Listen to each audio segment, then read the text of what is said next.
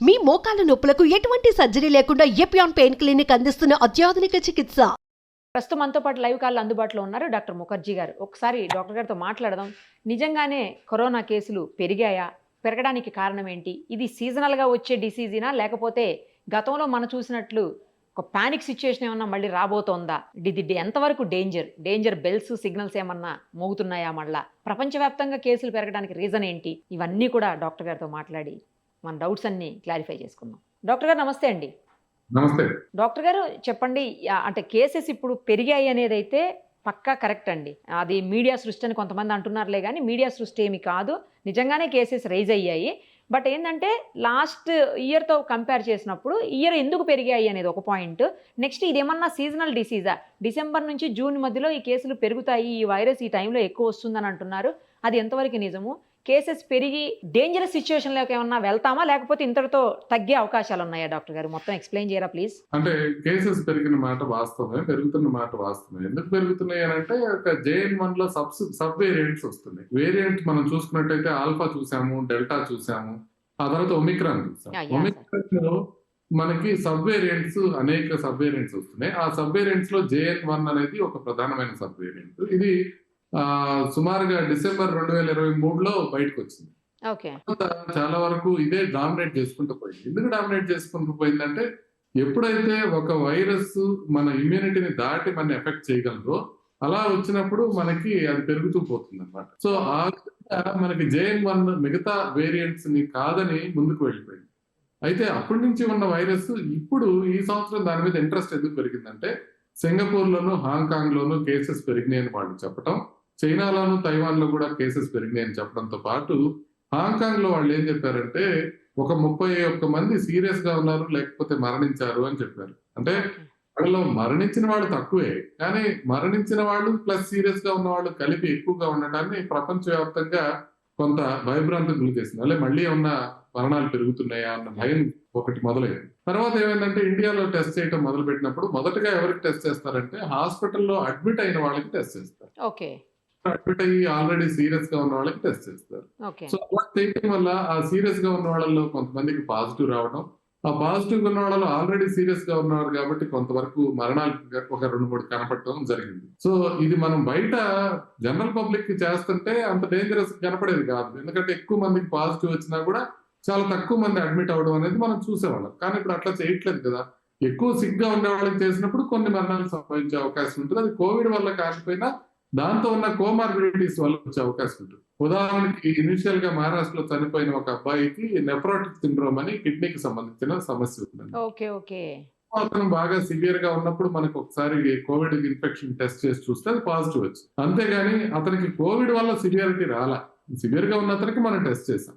So అందుకని మనకి ఈసారి నెంబర్స్ ఎక్కువ కనపడతా ఉన్నాయి. సో అందుకే మనం దీన్ని ప్రమాదకరంగా మనం భావించాల్సిన అవసరం లేదు. కానీ ఒక్క విషయం ఏంటంటే ఇది మనకి డిసెంబర్ నుంచి జూన్ దాకా ఉంటాయా, లేకపోతే ఇట్లాంటి కరెక్ట్ సీజనల్ ఒక క్లిషేస్ కి దూరంగా ఉంది కోవిడ్. అంటే మనం చెప్పినట్టుగా అది వినట్లా, మనం చెప్పినప్పుడు టైంలో రావట్లా. మనం ఏమనుకునే వాళ్ళం యూజువల్ గా కొద్దిగా వింటర్ లో వస్తుంది, రైనీ సీజన్ లో వస్తుంది అని. ఇప్పుడు అట్లా లేదు. ఇది సమ్మర్ లో వస్తుంది, ఇష్టం వచ్చినట్టు వస్తుంది, ఎప్పుడైనా పెరుగుతుంది. కాబట్టి ఒక పర్టికులర్ సీజన్ అంటూ కోవిడ్ కి లేదు. ఎప్పుడైనా వచ్చినా కూడా ఇప్పుడు మనకి ఎట్లా ఫ్లూ వచ్చినప్పుడు కొన్ని కేసెస్ పెరిగినప్పుడు కొంత అడ్మిషన్స్ అవసరం పడుతుందో అదే విధంగా అడ్మిషన్స్ అవసరం పడుతుంది, కానీ ఎక్కువ అయ్యే అవకాశం లేదు. ఇంకోటి మీరు అడిగింది క్లియర్ గా, ఇప్పటి నుంచి మనకి ఎక్కువ అయ్యే అవకాశం ఉందా లేదా? ఎక్కువ అయ్యే అవకాశం ఉందా లేదా అని మనం ఎక్కడ చూడాలి? సింగపూర్ లో, హాంకాంగ్ లో, చైనాలో చూడాలి. ఎందుకంటే వాళ్ళకి మనకన్నా ముందు కేసెస్ పెరిగినాయి కాబట్టి. అయితే సింగపూర్ లో, హాంకాంగ్ లో ఆల్మోస్ట్ మే 12వ తారీఖు వాళ్ళు చెప్పారు కేసెస్ ఎక్కువగా ఉన్నాయి అనేది. తర్వాత ఏమైందనేది ఎవరు చెప్పట్లా, ఏ న్యూస్ మీడియాలో రావట్లా. సింగపూర్ లో, హాంకాంగ్ లో ఇప్పుడు మరణాలు ఎక్కువైనాయా లేదా అని. నేనేం చేశానంటే Singapore news papers, Hong Kong news papers మొత్తం చదివాను. మొత్తం అయితే ఎక్కడ ఫ్రంట్ పేజ్ లో కోవిడ్ అనే న్యూసే లేదు. తర్వాత ఒక 2-3 రోజుల క్రితం వాళ్ళు సింగపూర్ లో వాళ్ళు చెప్పింది ఏంటంటే ఇప్పుడు దాకా మనకు వస్తున్న దీంతో ఇప్పటికి పీక్ రీచ్ అయిపోయినట్టుగా కనిపిస్తుంది, తగ్గిపోతున్నాయి కేసెస్ అనేది చెప్పడం జరిగింది. అంటే ఒక వారంలో 14,000 పాజిటివ్ వచ్చినాయి సింగపూర్ లో.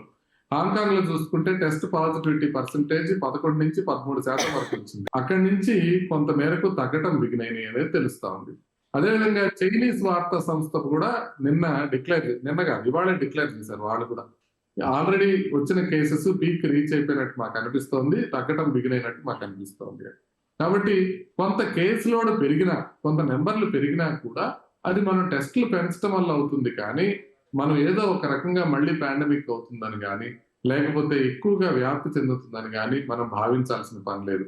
ఒక్క ఇంపార్టెంట్ విషయం ఏంటంటే సింగపూర్ లో ఉన్న వేరియంట్, హాంకాంగ్ లో ఉన్న వేరియంట్ మైల్డ్ గా డిఫరెంట్. ఓకే.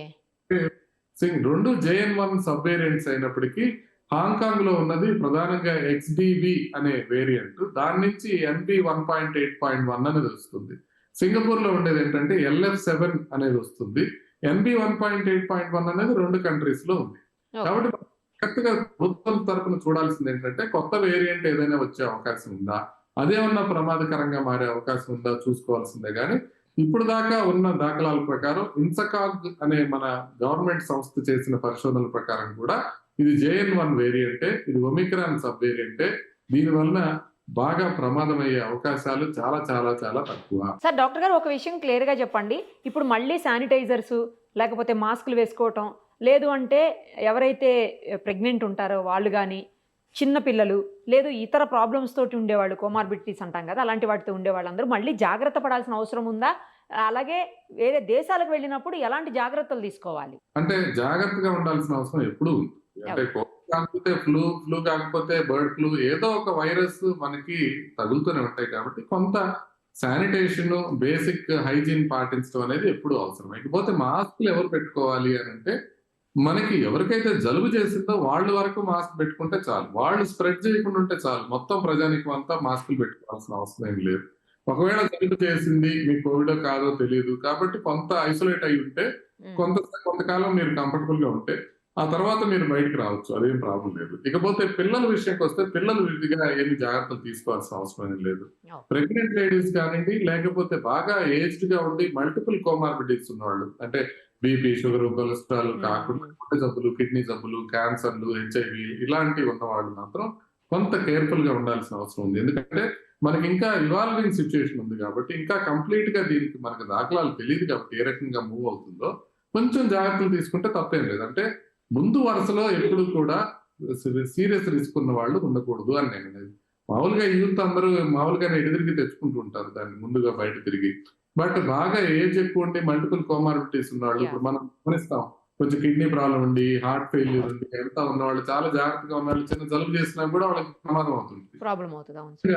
ఈ కోవిడ్ కూడా చిన్న ప్రాబ్లం వచ్చినా కూడా అది పెద్దదిగా పరిణమించకుండా ఉండటానికి వీళ్ళు కొంత కోమార్బిడిటీస్ ఉన్నవాళ్ళు కొన్ని రోజులు జాగ్రత్తగా ఉంటే సరిపోతుంది. మోస్ట్ ప్రాబ్లీ నెక్స్ట్ 10 days లో ఇది కంప్లీట్ క్లారిటీ వచ్చేస్తుంది.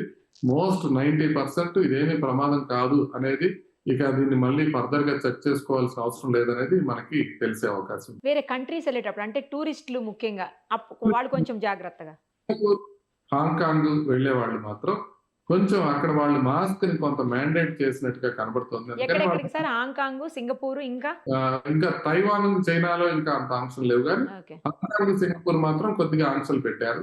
వాళ్ళు మాస్క్ పెట్టుకోవాలన్న ఆంక్ష మాత్రం పెట్టడం జరిగింది.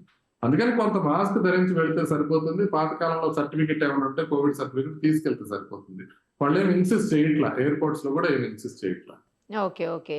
మొన్న ఈ మధ్యకాలం విన్నాం సార్, ఒక మన క్రికెటర్ కూడా ఒకళ్ళకి ఇదే సేమ్ ప్రాబ్లం తోటి, కోవిడ్ ప్రాబ్లం తోటే బ్యాక్ వెళ్ళారు వాళ్ళ కంట్రీకి, మళ్ళీ తిరిగి వచ్చారని అంటున్నారు. ఇక్కడికి వచ్చి కూడా హాస్పిటలైజ్డ్ అయ్యారని చెప్పేసి విన్నాము. మన IPL ఆడుతున్నటువంటి ఒక ప్లేయర్ కూడా.